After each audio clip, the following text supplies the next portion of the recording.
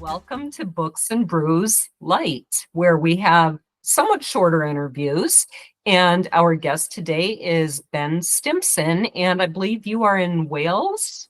I'm actually in Toronto, just outside of Toronto, but I am originally from Wales. So, yes, it's a little confusing. Fantastic.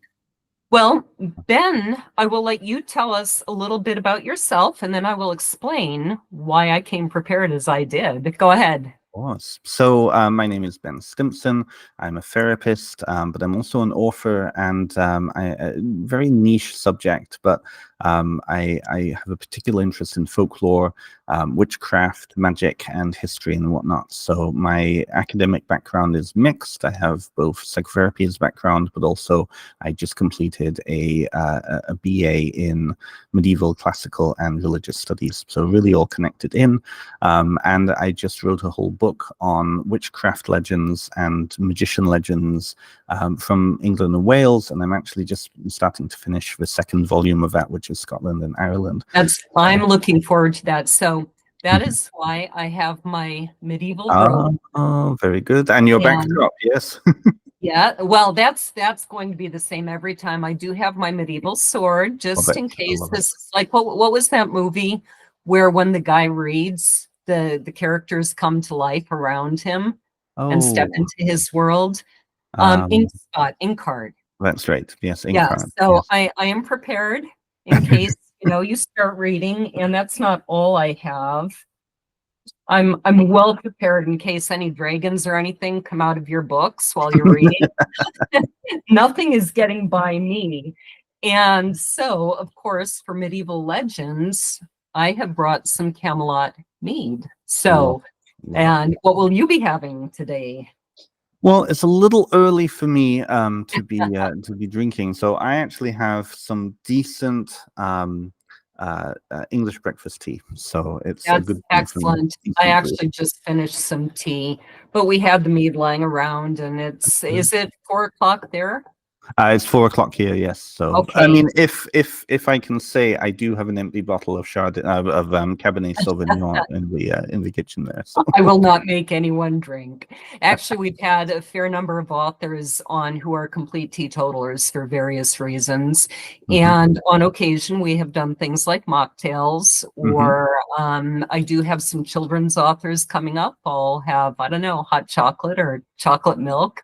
Quick Ovaltine, something fun like that. So love it. Yeah. So tell me a little bit about how you got interested in legend and lore. Did it stem from your medieval studies? No, I've actually loved it since I was a kid. So where I come from in North Wales, it's a whole landscape of legend and myth. Like, you can't go anywhere in the UK without stepping into something that has some folklore legend connected to it. Right. And when I moved to Canada when I was a kid, I was 8 years old when I moved to Canada. I just really connected with back home. I really missed home. It was one of those culture shock kind of situations. So I really gravitated again to kind of those stories that I had grown up with. British television for kids back in the 90s was saturated with mythology and folklore and whatnot. And around that same time, of course, Harry Potter came out, so that was a big thing. So imagine me, dark-rimmed glasses kid, British accent, little scar on his forehead. Who do you think people thought I was, right? Yeah. But even before then, like, a lot of Canadian television was imported from the UK. So all the shows I grew up with, they were over here too. So King Arthur and Camelot and all of that whole storyline was really important. And of course we had Harry Potter come out, The Worst Witch, a lot of the like Robin Hood and whatnot, and so fairies and magicians and witches and all of that folklore was really important to me. So I continued that. I really loved that all the way through. So was it actually your interest in folklore that led to the medieval studies? That's exactly it. Yes. Okay. What I should have done when I was 19, 20, coming out of high school, is gone and done this medieval studies course. It took me 20 years to get to it. So, yeah. So I found myself in a good position. I had trained as a psychotherapist, or I trained as a counselor, I should say. I was seeing clients. I had a lot of time, and I was in the same city as this particular university that's really well known in Canada. And I thought, you know what, why not? I have the time, I have the disposable income. Of course, up here in Canada, education costs a little less than down in the States. Right. Right? Yeah. So I thought, why not? So I did it part-time. I transferred because I had not finished a bachelor's years and years ago. So I just transferred in with transfer credits. I could just pick and choose. I had literally 20 credits, half That's a degree. fantastic. So I just picked and chose. I was particularly interested to see what your degree is in because my bachelor's is in music. My master's is in education, but I do have this dream of one day going back and getting my PhD in medieval studies. And my books are set in the 1300s. They're a time travel story, but I would focus on the character of Robert the Bruce because I think it's a fascinating study that I haven't seen anyone do a thesis or a book on specifically his character and what motivated him. So I wanted to ask, do you have a favorite era of medieval history or a focus? Well, it's one of those cool things. I was very pleased with this particular degree that I went into, which is liberal studies, like just a basic liberal arts degree. But it allowed me to heavily pick and choose. And because I'd been at university before, I knew kind of what questions to ask.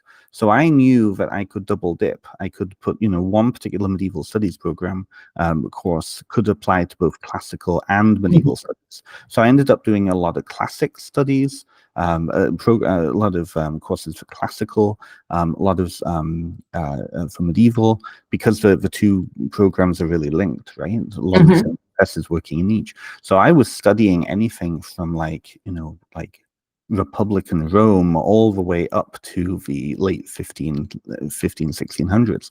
What I was able to also do, because I have plans on doing folklore studies as a master's degree in the UK and then eventually a PhD, is I was taking a lot from the English courses too, because a lot of my background, my amateur background is kind of early modern and kind of late medieval. So I was studying like 2,000 years of history. The last semester I had, which was in September of last year, I was able to take a Russian fairy tales course, a whole course on Dante's Inferno and Paradise Lost, a whole course on kind of working with particular research tools, and then just for fun, why not Roman history? It's like ridiculous. So you hit everything. Yeah. One thing I was curious if you have an opinion on, as I studied medieval history, I really came to believe how we in our modern age got a lot wrong or have a lot of very false views of what they were like and who they were. What would you have some specifics that you've seen along those lines? Absolutely. I would say that we actually still live with a medieval mindset now. When you really look at how the medieval people were living, right? They didn't think of themselves as living in the medieval ages. Of course, right. Right? That's us placing categories back. When we look now at our politics and the way that society is, we have an unhealthy connection with authenticity being age. So that's a very medieval way of looking at things. The medieval medical system was based on Galen, who was writing in the 2,000 years before, right? So the older something was, the more authentic it was. And I think we still do that now in lesser or greater degrees, right? I think a lot of the stories that we tell ourselves, particularly with folklore, I think that's a really cool thing. There's kind of a universality to folklore, but there's also a regionality to folklore too. And the same stories will come again and again and again.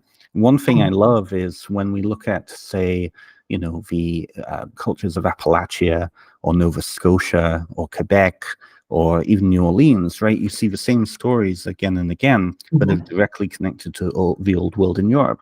And a lot of folklore studies people are coming over to North America to re-find traditions that have been lost in those old countries. So I think that the story thing is a recurring perennial thing, right? Right. It just will reassert itself again and again. And how we even like look at ourselves. We look at social media, for example. Look at urban legends, which is a really cool, fascinating piece.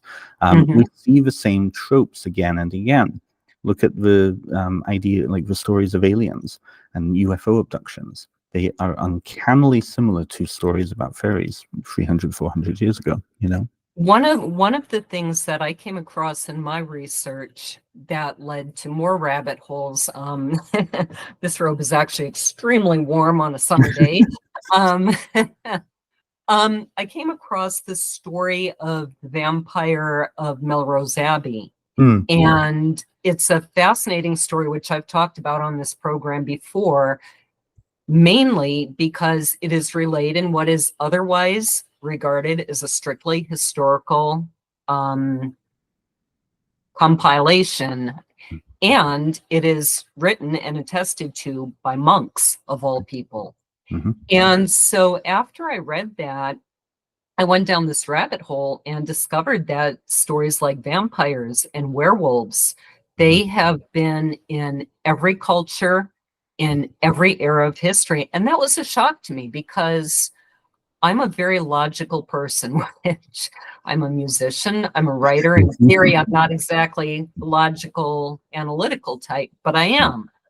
And when I look at that, I say, I don't want to believe in vampires. Number one, because it makes me crazy by today's mind. Number two, that's a really scary thing to think of. And yet, logically, when you look at it, if every single culture is telling the same story over thousands of years, I'm not sure what else you're supposed to conclude logically. Well, see, this is the interesting thing with logic, right? And I think this is the big thing that people get wrong with the medieval age or the classical age. And that's presentism, right? We assume that those people are ignorant because they don't have information as us. Now, when we look at the stories, when we look at the primary texts, and a lot of the courses I was working with looked at primary texts, they were addressing the world that they lived in logically based on what they had available to them. Right. And like one of the best examples of this, I think, is there was a particular period in the Crusades where you had multiple different ethnic groups from Europe fighting in the Crusades. And this is a very famous, I think, from the Second Crusade, where a pauper, you know, some random guy who had become very popular and was leading a pauper's crusade, was joined by all these nobles, and he happened to go to a church in Byzantium somewhere in Anatolia, and in order to kind of drum up the troops, he said, "Oh, I know where the Spear of Destiny is. It's over in that church over there, and I can tell you exactly where it is, and I'll show you." And so they go into the church, and there's like, you know, there's like the King of France there, and the Duke of Burgundy, and there's this, and all these people. And the Normans, I believe, were really interested, or the Franks, they were really interested in what he had to say. They were very religiously fervent. They needed this. And so they believed that when he found this Spear of Destiny under the church altar, or in the church that they were ransacking, they believed that this was the Spear of Destiny. Now, somebody else, I think Lotharingian, another noble from Germany, was very skeptical of this. He said, well, if this was the Spear of Destiny and there's a church built around it, why is there no mention of it being here in this church? Why is it that suddenly he's able to find this, right? Doesn't make any sense. And so then you had the schism in the troops, and, you know, one group was very like, no, this can't be real. Come on, let's like think logically here, right? Other group, oh no, it's logical. Look, he was able to find it. God is protecting. So even within the medieval times, and this was like almost 800 years ago that this happened, logic was still very much a part of that culture and that worldview. but it was based on what they were looking at and what information that they had, right? So I think that, you know, we often think of, you know, people in the past as being ignorant and dumb and stupid and how dare, you know, how could they Exactly. live? Exactly, right? But they were probably a lot smarter in many ways than we are now, because they didn't have This, and technology. I'm so glad that I'm not the only one who sees this. When I was doing my research for a couple of books, one, my husband and I, in theory, are still working on a book called The Theology of Music. And as part of that, we dug deep into medieval music. Now, I've been a musician anyway, but we really dug into it, and we found that they used all 7 modes, whereas we today, major and minor, that's pretty much it. Yeah. And they understood this whole philosophy that one mode will inspire men to war, another mode will calm people down. I did research for the cookbook based on my series. Hmm. I found, oh my gosh, they ate so much more than we did. We basically have beef, chicken, pork, and fish. They ate so much more, and they were so creative. Yes. They literally knew how to bake a pie that when they served it to the king, the birds would fly out. This is the thing. And they had so much fun with their food. And Yeah. they had a way of, that's in my book, I believe, and would probably get you thrown in jail today, but they did have a way of making it appear that they were serving the roast chicken to the king. And as he went to cut into it, it would jump up and start running around the table. Now, Right. who thinks of that, you know? I mean, we just sit and eat our beef every night and go, you people were stupid. And it's like, I don't And it's think not that we true. are It's correct. absolutely not true. No. Mhm. And I think, I mean, this is where I think experimental archaeology is really cool, because it can demonstrate for us in a way that reading about it won't do, right? No, define experimental archaeology. I've never heard that term. Of course, so experimental archaeology is when you're not looking at textual sources. What you're doing is you're working with material culture, and you're reproducing that material culture in order to gain a sense of, first of all, how it was made, but also the thought process behind it. So a very Mhm. good example of this is somebody who there's a gentleman up in Scotland, actually, who is reproducing like Neolithic techniques to create flint hammers, right? Okay. And it's Mhm. him just sitting with, you know, the tools that have been found, that the like deer antlers and bone needles and things like that, and Mhm. just through using that technology to reproduce something from that time, you gain a much better insight and understanding of what processes went into it, how long it would have taken, right? Right. And you gain insight by that. You also Mhm. gain insight as to like kind of what needed to go into it. Some of the things that you wouldn't have found written down, or from periods that they just didn't have writing, right? That's fascinating. And you have a reading ready for us, a I Welsh do. legend, I think it is. It is, yes. So it's a Welsh legend. I want to do a preamble here. I'm going to be speaking in English, but this originally appeared in a Welsh volume, and so I had friends help me translate it, because dwi'n dysgu Cymraeg, dwi ddim siarad Cymraeg. Um, I'm learning Welsh. I don't speak Welsh.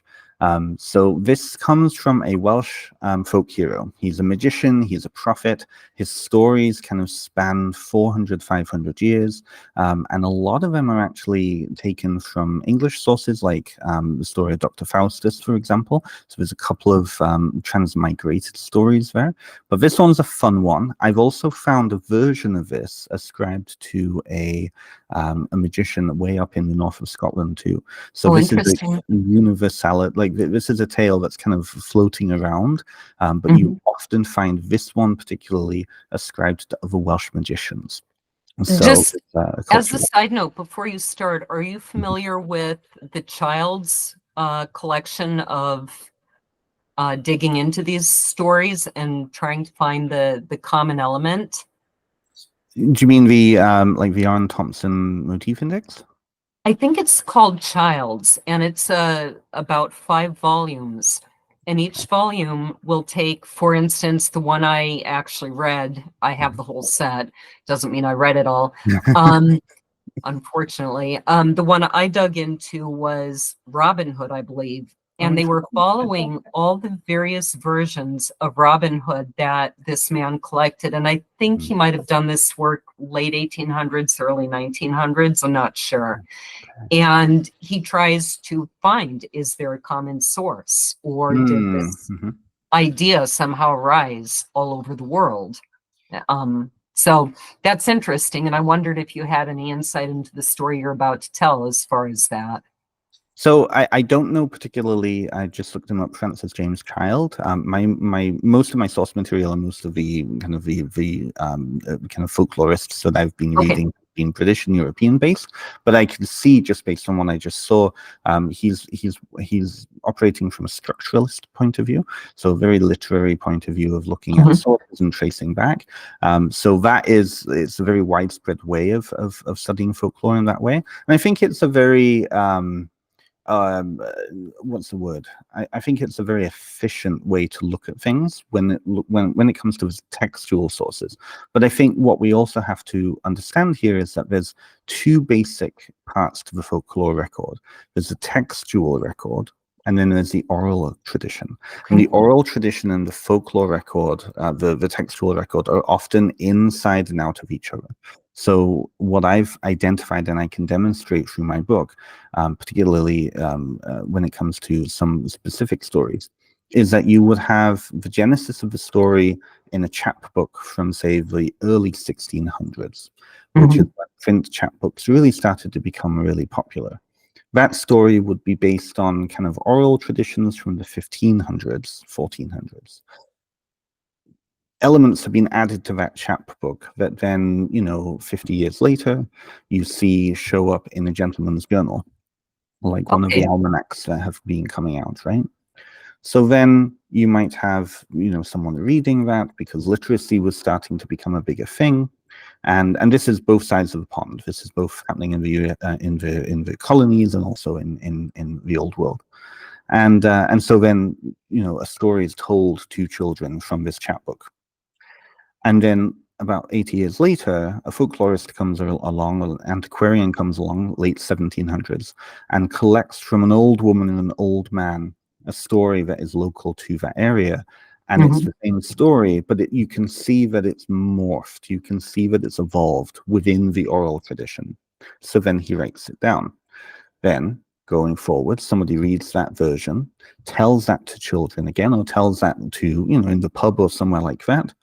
100 years after that first, written in the late 1700s, let's say the late 1800s, you have another folklorist come along. He may not have any clue about that original source or that secondary source, and he hears the story again, and it's morphed again. So you can track through time the various different versions just in the textual record. But what that also tells you is that there's a load of oral versions floating around, right? Folklore in general is not specialist. I think it's very evolutionary in many ways, and I particularly like to see that tradition in that way. It's very organic, it's very evolutionary, and you might have 7, 8, 9 different versions floating around a small area, and what contains it and makes sure that those versions stay true to basic form is all of these are being told.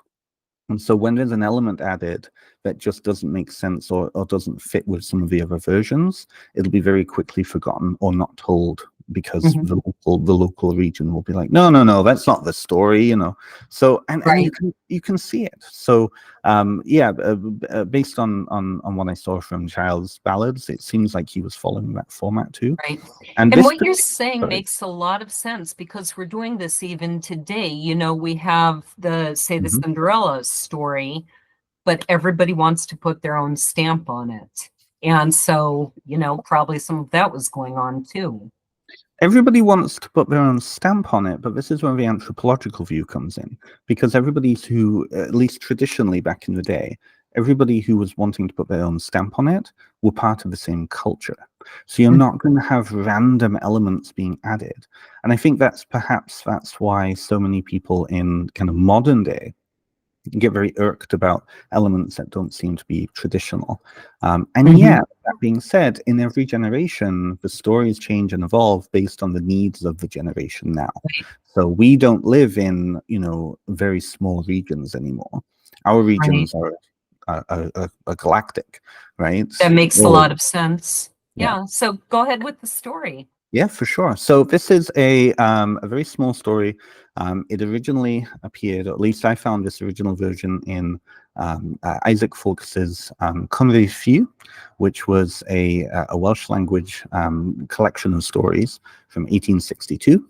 And a later version of it in English appeared in Erasmus Jones's Llangor Baeth, A Story of North Wales in 1882. And it is a local North Welsh folk hero called Robin Lliw, and he is sometimes a prophet, most often called what's called a Dewin or Sewin, and a wizard. So many of his stories are kind of like very fable-like. Anyways, so the story goes as this. Robin Lliw's fame as a magician had spread even as far as South Wales, among both the nobility and the common folk. A noblewoman of Llandilo in the Tailo Valley, Carmarthenshire, realized she had lost 3 valuable jewels. The entire palace was searched by the servants, but the jewels could not be found. Witches and magicians from the surrounding area were all consulted, but none could provide the answer to where the jewels had gone. The lady was devastated, as the jewels had been a gift from her dying sister. So the lady's husband, the lord of the palace, heard about Robin Lliw and became convinced that he was the one who could find these jewels. So a messenger was dispatched on horseback to Gwynedd to ask for Robin's aid, who accepted and travelled down to Llandilo. The payment was to be £50 if he managed to uncover and return the jewels. So when he arrived, he demanded that he receive the payment first before even starting to work. And the gentleman thought it was too much money to hand over first and said he wanted to test Robin's abilities. Okay, so that satisfies me. But I was brought here cheaply, and that is no small thing for such a great poet as I am. Robin was not entirely sure he could pass whatever test the gentleman had in store for him, and he reflected while in a side room by himself while the gentleman prepared the test. The test consisted of placing a little bird, a red robin, under a pot on the table, and Robin Lliw would be asked what was under the cover. Robin was called into the room, and Robin came in and made a scene of scratching his sides, making weird looks, attempting to look like he was part wise man. Well, what's under the pot, Robin Lliw? The gentleman asked. Robin was not sure what to say and thought the best response was to just own up to his ignorance, say, "Oh, Robin is caught now." Very good indeed. How did you know I had caught a robin and placed it under the cover? Now I know that you're the one. I will go and grab your gold. So Robin did not have the morals to refute the gentleman's misunderstanding and was given the money. He also asked for a room in the palace to use as he wished, and to be the only one to have the key to that room. He kept important-looking books that he found throughout the house in this makeshift study, making it appear to the onlookers that he was involved in serious work. He would come into the kitchen sometimes and listen to the conversation of the servants, sometimes probing and asking all manner of questions. As he went along with creating this charade, he actually started to believe his appointed role, asking more serious questions. He came to believe that there were many guilty thieves among the staff. One day he went for a walk around the area and took one of the servants with him. They came, quite by accident, to a cemetery where a gravedigger was working. The gravedigger had placed a skull from the grave he was digging up onto the side. Robin Lliw looked at the skull and was struck with an idea. He plied some of the teeth from the skull and held them closely to inspect them. And then they got home, and the servant went to tell the others what he had seen, and just then Robin came into the kitchen and declared for all to gather to see him. He said in a booming voice of authority, "Ladies and gentlemen, tonight is the night that I will find these jewels, and it will be a terrific night indeed. I shall call to me 3 legions to my service of spirits, those whose wings cause hurricanes. Tonight will be the night. But I do not wish the innocent to suffer with the guilty parties alike, and so I shall give you each one of these papers. The paper packages each contained one of the teeth from the skull. The innocent will be protected, but the guilty will be punished. If the jewels are deposited in my room between now and midnight, then there will be no demonic storm, and I will keep the identities of those who committed the theft to myself. Robin then returned to his room, anxiously awaiting to see if the threat would have any effect on the servants. It only took a half an hour before there was a trepidatious knock on the door, and one of the maids came in, trembling from fear, and placed the missing gemstones into Magician's hand. "Oh, please, sir, remember your promise not to say a word," the maid said, backing away. "You do not need to fear. I shall keep my promise." When the maid left the room, Robin almost burst out laughing with joy at the success of his ruse. The lady and the lord of the palace had no idea about the pronouncement he'd made in the kitchen, and he was not about to break his word to the maid. So he sat down and tried to concoct a plan that would safely get the gems back to their owners without revealing the way which it had been done. Before going to bed that night, he knew what he would do. The next morning, he wrapped the gems into a piece of bread and went outside. He saw a flock of geese grazing in the field behind the palace and chose one, throwing the bread at it. The goose gobbled the bread up and the gems, and Robin made note of defining the marks on it that he could tell it apart later on. He went back inside to his room, where he was met by the gentleman, who asked him about his progress. "Well, as a matter of fact, yes, come out with me and I will show you the bird that has your jewels." So the gentleman and Robin went out into the field. Robin pointed at one of the birds and said, "Kill that one, and you will find the missing jewels in his bowels." The gentleman killed the poor bird, and within its stomach found the 3 jewels. "Here they are," Robin said, "whole and unharmed and sparkling brilliantly." Robin felt very proud of himself in that moment, half believing he actually was something more than an ordinary man. The jewels must have been accidentally caught up while the parlor was being cleaned, and the goose picked them out of the rubbish. And this is how Robin duped and made a lot of money. Let me hit, I sometimes mute the microphone just because there are other things going on in the house, and then I forget it's muted. It's all good. So that's a wonderful story, and it actually has elements of some other fairy tales. There's one about a fish that swallows a golden ring. I believe that's a Russian fairy tale. Very much so. Yeah. Yeah. Yeah, and this is the cool thing. Looking at the motif index, for those who don't know what the motif index are, it is a universal approach to looking at these stories, and it's almost looking at the stories from like DNA. All of these little elements, the objects might have changed, but the subjects don't change, right? And it's a really cool way of looking at it. And yet we can also look at it regionally. There's a lot of details in this one story that is very specifically regionally to Wales, right? And the north-south divide really comes out in this story. So throughout my book, it was really cool to see kind of the local versions of these tales as opposed to more universal motifs. Yeah. Thank you. I was begging for cold water. Right. I have a flail here. I'm always trying to find a good place for light in this house. And so I've been trying my sunroom because there's all this light pouring in.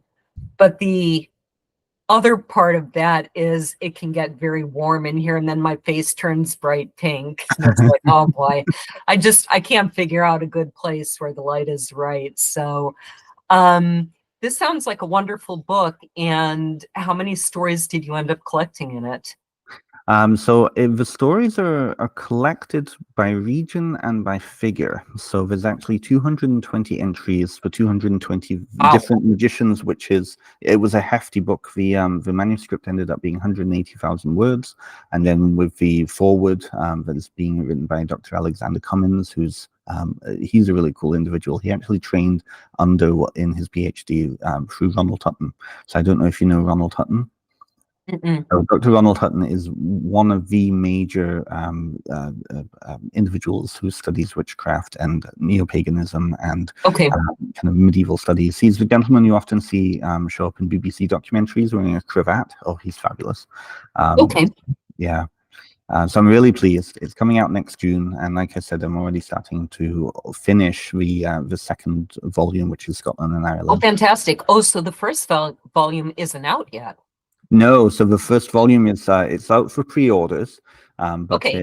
it'll be available in June of next year. So only 8 months away. Fantastic. Yeah. Yeah, well, you slipped under my radar then. The Oh. books are supposed to be published, but that's okay.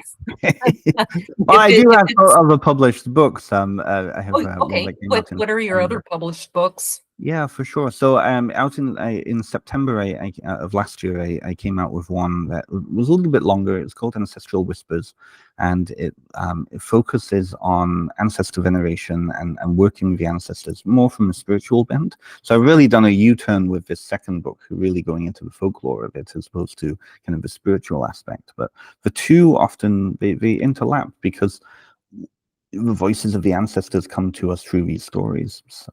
Mm-hmm. That's true. Yeah. Well, this has been really wonderful talking to you, and it's exciting to talk to someone who's in love with medieval history like I am, and knows things about it that most people don't know. So, do you have some links you can give our audience? Yes, Where of they can course. find you? So, yeah, by all means. So everything is benstimpson.com. Everything is on there. I do have a counseling website that's unrelated, but you can find all my social media on there. You can find my Patreon. I do teach classes. I also have a load of stuff on my YouTube channel as well. So I have a couple of little documentaries I've done on there, little conversations. I also have my podcast on there too, where I interview authors within the kind of neo-pagan metaphysical sphere, and that's called Essence with Ben Stimpson. So benstimpson.com. Fantastic. And viewers can find me at Laura Vosica, V as in Victor, OSIKA.com. And they can find our podcast at booksandbrews.net. And we're also on Facebook. I believe we're on Instagram, and sometimes I get those updated. So thank you very much for being a guest on Books and Brews Light. Number Thank you. 2. That was Cheers. awesome. Sanjava, Yakidai.